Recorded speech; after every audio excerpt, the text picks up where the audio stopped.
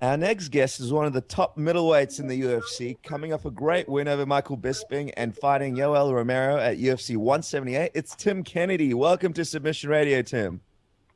Hello. Thanks for having me. Hello. Now, Tim, let's address one of the biggest pieces of news to come out about you recently. Apparently, you have a fascination with teddy bears, with upwards of 100 on your bed. And after analyzing the photos, there was even a creepy clown-looking one. Are the rumors true? Yeah. Yeah. So you never trust your friends.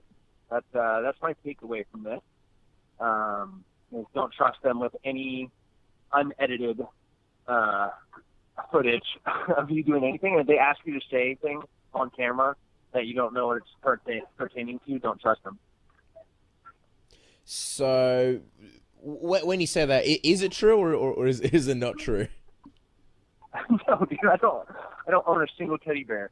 I think if I have ever owned one, it was probably filled with tannerite, and I shot it with a bullet as target practice or something like that. I can't imagine me ever having owned one, but I can imagine at some juncture in the future hurting my friend Nick. The guy that made the video. Yeah. I mean, this is awkward now because all of our questions are based around teddy bears for the next half an hour. But I gotta knock this one out. I think a lot of us were disappointed here in Australia when we looked at the photo, and there was no awesome koala bear. So it's good to know that wasn't your collection, but was that Nick's collection, perhaps? No, I think he found that image on the internet, and like all things, we twisted and manipulated it to make me look like an idiot, which he's pristinely talented at.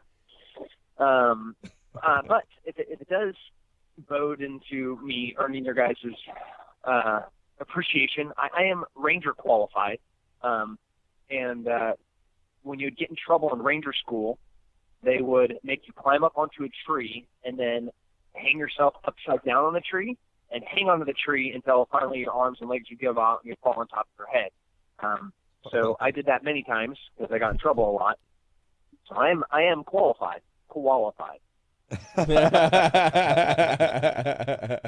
Oh man, that was brilliant. Well, that's funny. We gave out the same punishment at Submission Radio for people that don't write our questions correctly. They're like, all right, off you go to the tree upside down.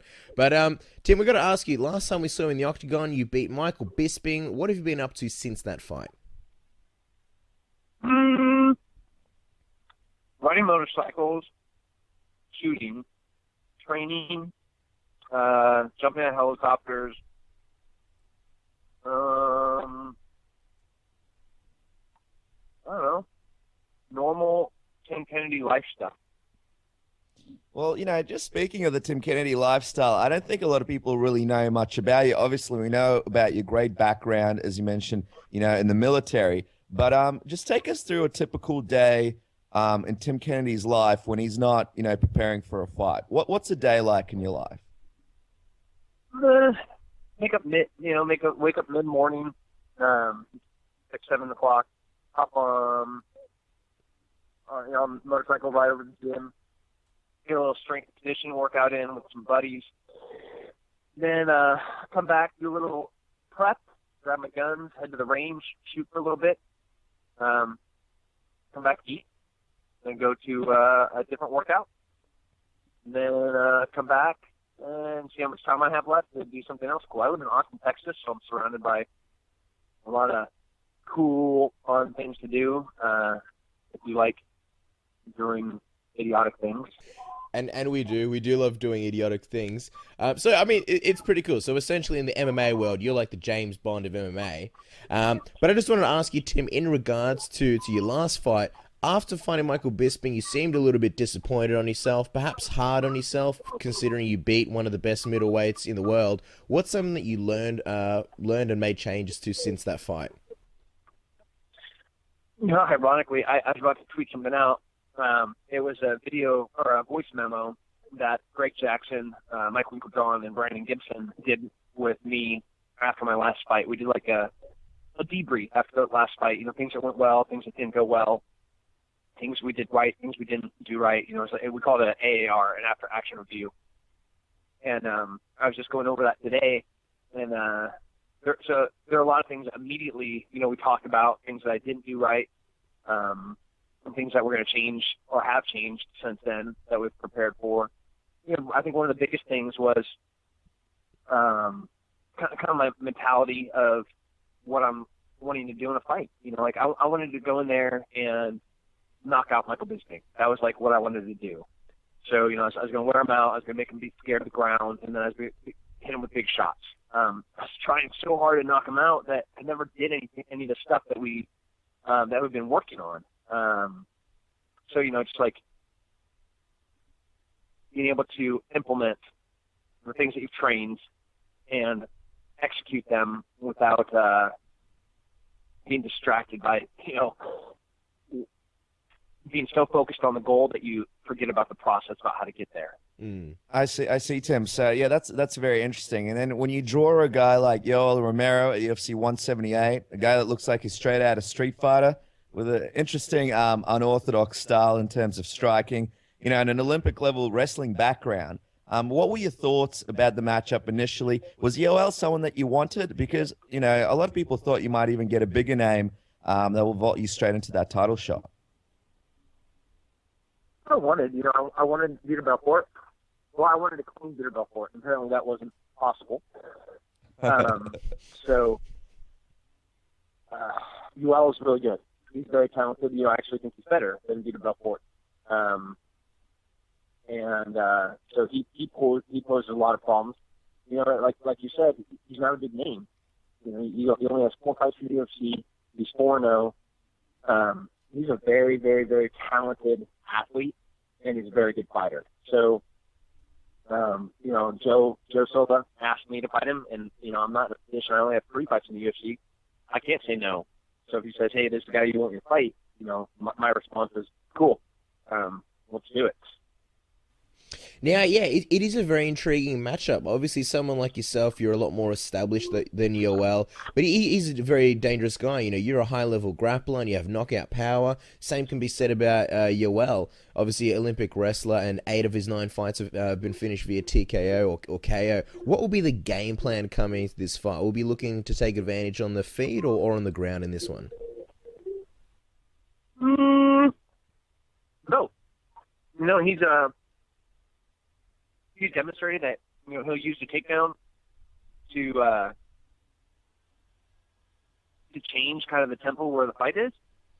He doesn't pose a lot of threat to me, submission wise, and but he definitely has that explosive power, that he can do both ground and pound or on our feet. So what I have to do is be able to disrupt, kind of what he wants. Disrupt his rhythm. I can't let him start setting the pace and the range, for his athleticism. I really need to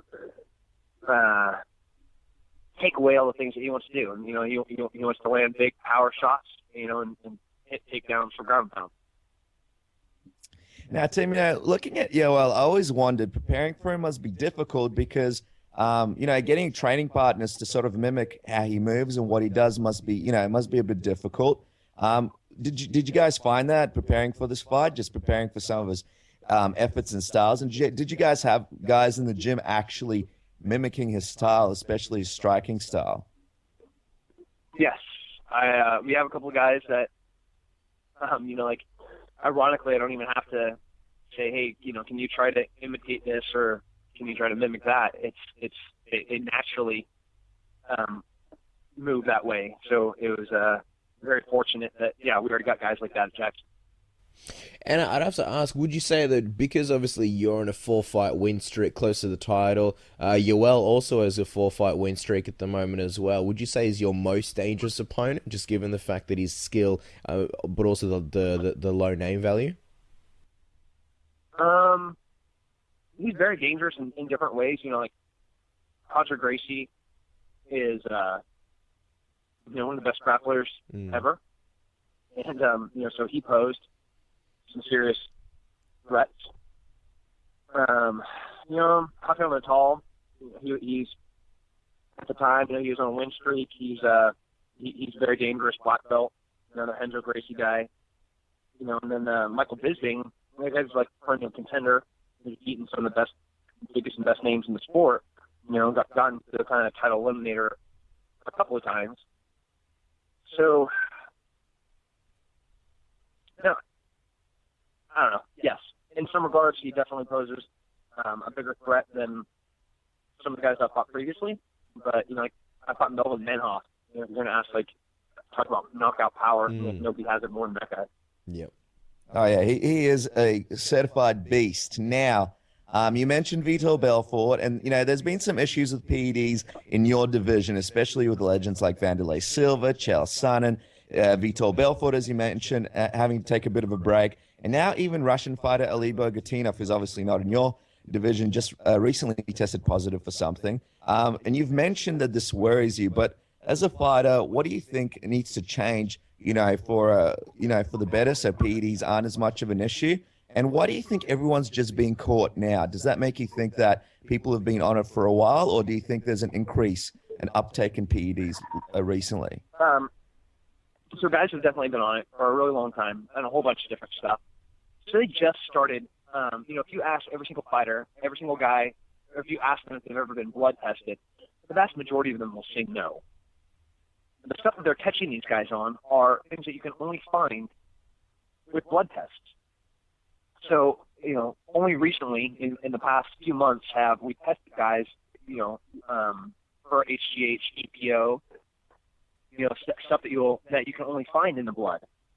And ironically, those guys that they test keep failing. So it's definitely been there, and there's not there's an increase of it. It's just, you're testing for it, you're going to find it, and a whole bunch of guys are using it, and a lot more than they found. You kind of had a two-part question, what can we do about it? Well, test more guys. They tested 6 or 7 dudes. John Jones, Teixeira, both of those guys came back clean. Demetrius and Ali both tested. Demetrius came back clean. Ali did not.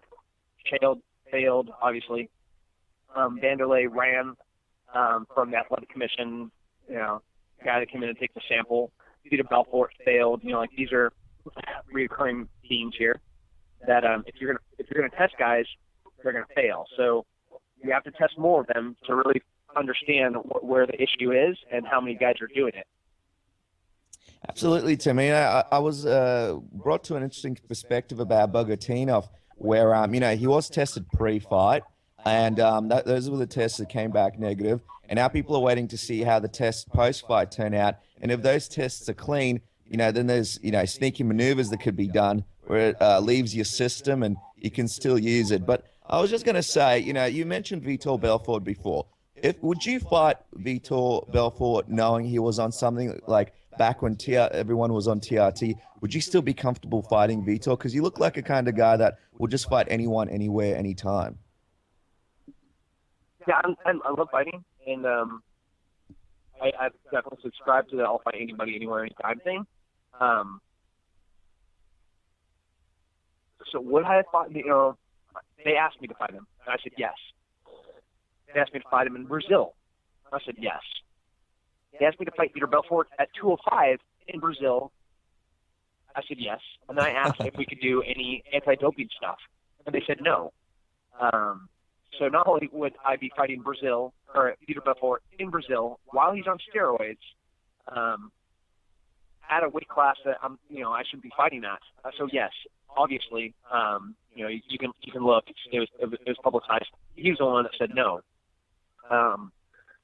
or his manager said no, whatever. So yeah, I would have fought him. Yes, I did. I even said I would fight him. But the levels of how wrong and idiotic that is, that I'm the one that has to go to Brazil to fight him. No, he won't take any steroid tests, for VADA, and I have to fight it at 205. It's crazy talk. But I said yeah. So I just want to clarify, Tim. So when you said they said no, was it the UFC that said no, or you mean Vitor Belfort and his management said no to the steroid testing? Yeah, his camp. Okay. Now, I wanted to ask you, obviously, Vitor, he's going to be coming back, assumingly, at some point. He's in your division. He'll be returning. Possibly you guys will be facing at some point in the future. Do you think he'll have the same kind of success when he returns? So, right now, he's down in Brazil, or back in California, training his butt off. like injecting everything that he wants to and loving it. Nobody's testing him, or like, his doctor. When I say his, I'm using quotation fingers, doctor. So, he's like dripping testosterone out of his eyeballs right now. How old was he when he first failed a drug test? Like 19? Yeah, something like that. For an anabolic steroid. I mean, so he's been using for 20 years. Your body doesn't function naturally now. He's 37 or 38? So like 18 years. There's no possible way that he can compete at a high level, against the Chris Weidmans, the Mees, the Luke Rockholds, without chemically enhancing himself. There's no way. I don't care if he's like drinking Jesus' blood like he says he is or whatever. It doesn't work that way. Like, he's been using steroids since he was, for like 15, 20 years, and he still is using them. If he ever tries to get clean, he can't compete at this level. Interesting, Tim, and he may definitely be like the Charlie Sheen of MMA with the tiger blood running through his veins. Now, you mentioned Chris Weidman, and he recently had a fight with Lyoto Machida. Just wanted to get your thoughts on the fight. Did you watch it? What did you think of Weidman's performance? I love that fight. I thought it was masterful on both their parts. It was very competitive. Lyoto Machida, he's a man. I love the guy. It was a great fight. I think more than anything, it said that Chris Weidman deserves to be the middleweight champion. He won that fight every way. Came back from adversity. Hit the takedowns when he should. Conserved energy when he should. Hit power shots when he should. Like, he did everything as he should have. Like, as a champion, it was a brilliant performance and a great fight. And I wanted to ask you, just in terms of you stacking up against Chris Weidman, if you assuming you beat Yoel Romero, you could be versing him sooner than later. I remember hearing there was something about the two of you grappling. I think a video surfacing of you versing Chris Weidman. Can you tell us a little bit about that? Yes, I went up there, New York, and trained with Ray Longo for a little bit. Did some pads, and while I was there, this new young kid that only had a couple of fights in the UFC, came in and we trained. I guess somebody did shoot it. I haven't been able to find that video, but it was very competitive. Like, me not knowing who he was, and I've been in MMA for forever. And I'm rolling with this kid. I'm like, holy crap, this guy's good. Everywhere. It was like transitions, scrambles, great defense, great offense. And there wasn't a single, this is a couple of years ago, there wasn't a single part of his repertoire that I wasn't impressed with. And afterwards, I told Ray, I was like, dude, that guy is seriously good. He's like, I know, just wait, just watch. So, like, I had profound respect for him just as, like, who he was as an athlete, how he behaved in the gym. And, I was excited about his career. So, you asked how do we match up. It was very competitive. It was, we didn't spar. We moved around a little bit in the cage, but, most of what we did for a couple hours was wrestling and grappling, and it was very, very back and forth. So, it was humbling on my part to like be working with what I thought was like a no-name kid who was just as good as I was at everything, and now he's like the middleweight champion. So it's pretty cool, and it was exciting to retrospectively look back and be like, wow, he's been good for a long time. And now, well, yeah, exactly. He's amazing, and we're excited to see, some of his future fights, and hopefully, we'll be able to see the matchup between you two because you guys would be a great matchup. Now, speaking of, great talents, you guys have Alistair Overeem in the gym there. He's going to be on this episode as well. But before he comes on later on, I just want to get the lowdown, because you've been working with Overeem. What's it like having him in the camp? Have you been able to work well together? What's it like having him as the new addition to Jackson Winklejohn? So I get to Jackson's in a couple of weeks. I've only heard from teammates of what he's been like while he's been there, and I don't know, it's an attitude change from how he used to be at different camps. But everybody is saying, man, he's a team player, he's a hard worker. He doesn't talk back to the coaches. He's a pleasure to be around. So I won't see him for another couple of weeks. Everything that I'm saying is hearsay. This is all, this is now a couple of people removed. But every from my teammates and coaches, all of them have been saying that it's been a real privilege to have him around. Awesome. That's absolutely fantastic. Now, Tim, also we wanted to ask you a few questions. Basically, we let the fans know that you were coming on the show, opened the floodgates, and the fans had a few questions for you. So just right off the bat, I think his name's R Wrestler. His question is, do you see yourself beating Chris Weidman if you got the title shot? I know it'd be a very competitive fight. I wouldn't be in the sport if I didn't think I could compete at the highest level and be the champion. That's what I want to be. And I really believe that I am at his level. He deserves to be the champion, and I think I could go in there. I don't want to say I could catch him, but I think I could beat him. And if I didn't believe that, and I wouldn't say it, then why? Then I get out of the sport. I'd go do something else. So yeah, I do believe that, and I can't wait to have the chance. And I think that really is the champion's mentality. I've got one more question, and that's from Shui30. Here's an interesting question. He asked, "Is what you do in the octagon easy, and the real hard stuff is in the battlefield?" But they're so different in every way. I can't even compare them.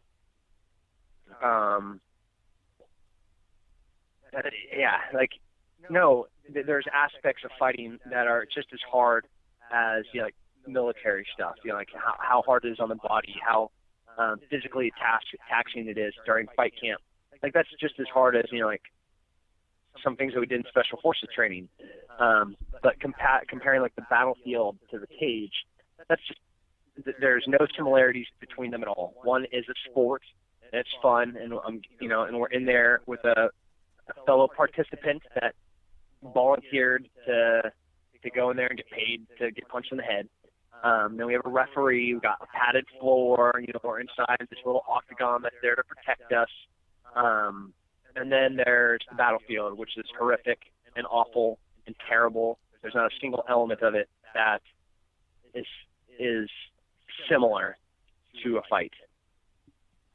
And we appreciate you answering that question. Obviously, the fans have some interesting questions. I have one last question from the fans. This one's coming from Joe Stevenson, and I think it's an interesting one. He's asking, do you think that a fighter having large muscles is a detriment to them in terms of having issues with lactic acid buildup? Or is there a way that you go about, obviously, you're a sexy beast, you're very muscular. Is there a way that you go about training, obviously keeping your large muscular form, but at the same time making sure that it doesn't affect your performance? The human body is an amazingly adaptive thing. And it will do what you train it to do. I don't lift weights to put on muscle ever. All the muscle I have is just a byproduct of the fast twitch anabolic movements. I do more plyometrics than I do anything. I do more metabolic conditioning than I do anything. This is all fast tempo cardio type stuff. I'm just naturally a big dude, and I do think that there's a trade-off. The more muscle you have and how you train your muscle is how it's going to perform. Could I go out and run a marathon right now? No. I definitely have a different type of body. I have one that's designed to sprint for 25 minutes and at a high speed and be able to do violence for 25 minutes. So there's no single way to answer that question. Yes and no. Yes, muscle can slow you down. Lactic acid can ruin your cardio. But if you want to hit hard and you want to move fast, you have to have it. So you have to find a balance between those two things. Now, Tim, I wanted to what we're going to do next basically is a segment that we call the Submission Radio Tap Out Round. It's kind of similar to a word association where we fire off a whole bunch of questions and you want to answer them pretty much as quick as you can, or at least with the first thing that comes to your mind. Are you ready? Yeah, I'm ready. Okay, what's the most delicious meal you've ever cooked using the gun knife and the double-barrel Spanish shotgun spoon? I made a bison venison stew. Now, Tim, obviously I told you a lot of the questions are based around teddy bears. The tap out round is no different. Listen to this teddy bear joke. What did the teddy bear say when he was offered a second helping? Do you know what he said, Tim? I do not. He said, "No thanks, I'm already stuffed." And Tim, before you break out into laughter, I have another one for you. Tim. Okay, give me one more. Yeah, before you break out into laughter, I know you're holding the laughter till the last one, and that's okay because we've used this one before. I don't like to reuse material, but here we go. Are you ready? I'm ready. Okay, a polar bear goes into a bar and says, "May I have a gin and tonic, please?" The barman begins to serve him, but asks, "Why the large pause?" The polar bear says, "I don't know. I've always had them." That was a good one. I'm not sure which I like both. Which one I like more. They're both pretty brilliant. I won't make you choose one, but yeah, obviously Tim Kennedy's never coming back on the show. Next question, Tim. How many times did you watch Ted? Be honest. I have seen it once. Wow, I think I even watched it a few times. If you had to break it down into a percentage, how much of a role does the mental game factor into fighting, in your opinion? Half. Okay. Now, Tim, you got snubbed from EA Sports UFC, obviously the game. Were you disappointed, and will we ever see you in the game in the future, possibly as downloadable content? No, I did not feel snubbed. Yes, I could definitely see them putting me as like a DLC or addition to the game, or a later version of the game. So, yes. Now, Tim, a question that a lot of people have been wondering: if timing works out, would you be interested in fighting the legendary Anderson Silva before he retires? I would love nothing more. Now, Tim, Sorry, you go. I fight in the end of September, so that makes, he was talking about coming back at the end of the year. I would be more than ready to fight, at the end of the year card as well. Wow, could you imagine that? That gives me goosebumps. All right. Tim, what's the craziest thing that's ever happened at Jackson's working with Johns during training? Man. To me, or just in general? Just in general. So when Rustam came to the gym, he was fresh off the plane from Russia, and it's like I went and I gave him like a fairly awkwardly long hug, and he pulled away, I was like, but this is how we say hi in America. Yeah. And I came back in to give him another really long, weird, awkward hug, and he threw me, and I didn't threw me, like my feet were pointing towards the ceiling, my head was pointing towards the floor. And I traveled through the air like Superman and landed on my head. And he's like, "That's how we say hi in Dagestan." And I was like, awesome. So I immediately fell in love with that guy. Nice. Tim, I'm from Ukraine, and we say hi by knitting each other nice scarves. So definitely wrong geography, no matter what you hear on the news. Now, Tim, what's the best movie of all time? And you can't think about it. You got to give us an answer right now. Best movie of all times is The Big Country. Now, speaking of movies, you not so long ago did a reenactment video of the dancing scene from Black Swan. Now, we've seen Black Swan, and there's two scenes that stick out. The dancing scene, and then the hot bedroom scene with Mila Kunis. Looking back, do you think that maybe you chose the wrong one to reenact? Yes and no, because I was the Black Swan, and that Natalie Portman was the Black Swan in her movie with Mila Kunis. That means if we're going to stay in theme, I would have to make out with another guy. And I would not like that. And if I'm against it, I just don't want to make out with another guy personally. So I think with that in mind, I chose the right scene. But and to quote Seinfeld, not that there's anything wrong with that, but I was going to say in the movie it was Mila Kunis and Natalie Portman. So just saying, if you did reenact it, had you been Natalie Portman, you would have been making out with Mila Kunis. So food for thought. Oh man, that would have been a pristine opportunity. And my wife would also hit me in the back of the head with a baseball. I like it. But yeah, now Tim, let us know. Are you a member of any forums such as Sherdog, the Underground, and do you post under a sneaky alias like Rodrigo97? That is not my handle, but yes, I do post on them, and I do have a sneaky one. Is it weird? Is it weird sometimes? I suppose there's a lot of posts about you, and then you might be like, I hear he's blah, blah, blah, and then someone would be like, shut up, you don't know anything about Tim Kennedy. Who are you, noob? Ever get any of those situations happening to you? Yeah, it's, I don't know why, but like some of the forums like me and some of them don't. It's like a common theme among all the fans of each respective different forum, whether it's like the Underground or Sherdog or Middle Easy. Like some of them like me a little bit more, and some of them like loathe me and like want to boil me in oil.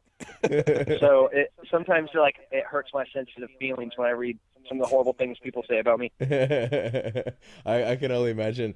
Tim, another question. Finish this sentence. People don't know that I. And the best ballerina on the planet. Well, they saw the video. What about if they saw the Black Swan video? That's a snapshot into what I can do. When I dance and I really start to express myself, it's a beautiful, beautiful tragedy. And Tim, final question. We're going to let you off the hook after this one. When is Tim Kennedy coming to Australia, kick some ass, cook up some stuff with weapons, and almost teach a MacGyver/MMA seminar? It couldn't be soon enough. Kyle Noak and I joke about it all the time. He's one of my best mates, and I love spending time with that guy. Greg Jackson loves Australia. So man, you give me an opportunity, I'll be on a plane over there. Seriously, love that place. I think Texas and Australia have kindred spirits. Like the people are like a gritty, tough, hard, kind of like robust, love their independence. And so I don't know. There's a lot in common, and I cannot wait to go. I have a really good knitting club here in Melbourne, so if you come down, you have to join us for a session. Oh, I'm in. You give me a knitting needle, and I can do some scary things. That's right. You could. Now, Tim, before we let you go, we're doing a new thing on Submission Radio where we're turning over our timeline on our Facebook page to the fans and the listeners, and obviously our amazing guests such as yourself. And Tim, we want to enter a time in the timeline under your name. So we want to find out what's a particular point in your career or your life that you'd like us to include on our Facebook timeline. And you got to give us the date and what happened then.